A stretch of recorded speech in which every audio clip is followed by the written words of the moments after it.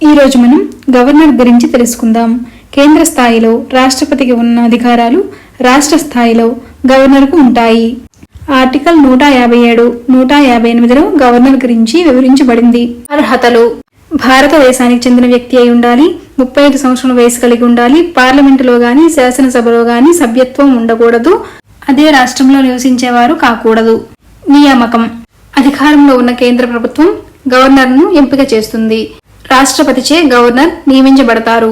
అధికారాలు: రాజ్యాంగంలో 159వ ఆర్టికల్ ప్రకారం రాష్ట్ర వ్యవహారాల పరిపాలనలో రాజ్యాంగాన్ని పరిరక్షించడం గవర్నర్ ప్రాథమిక విధి.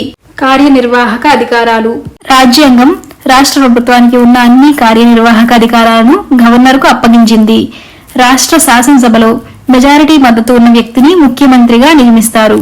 గవర్నర్ మంత్రిమండలిలో ఇతర సభ్యులను నియమించి ముఖ్యమంత్రి సలహా మేరకు వారికి శాఖలను కేటాయిస్తారు.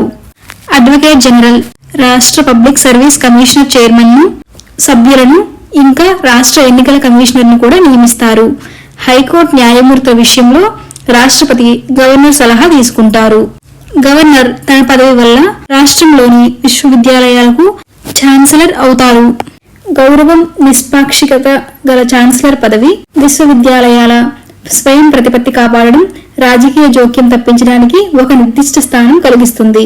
శాసన అధికారాలు: గవర్నర్కు రాష్ట్ర శాసనసభ ఉభయ సభలను జరుపమని ఆదేశించడానికి, నిలిపివేయడానికి అధికారాలు ఉంటాయి.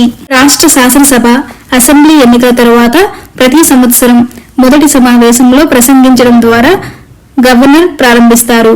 ఈ ప్రసంగంలో రాష్ట్ర ప్రభుత్వ కొత్త విధానాలను వివరిస్తారు.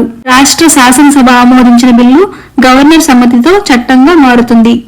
ఆర్టికల్ 191 ప్రకారం శాసనసభ్యుడు నిబంధనలు పాటించడం లేదని ఎన్నికల కమిషన్ సిఫారసు చేసినప్పుడు ఆర్టికల్ 192 ప్రకారం ఆ సభ్యుడిని అనర్హుడిగా ప్రకటించే అధికారం గవర్నర్కు ఉంది.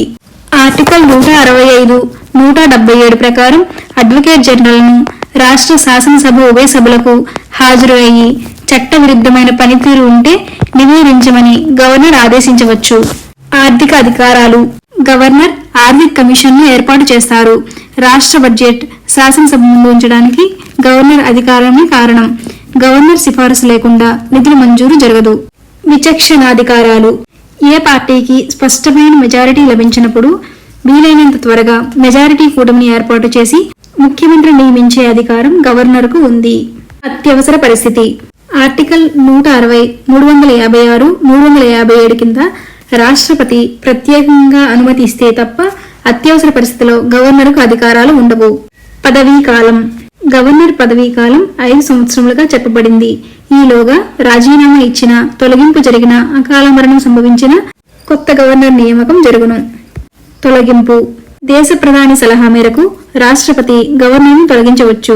సరైన కారణం లేకుండా తొలగించడం అనుమతించబడదు.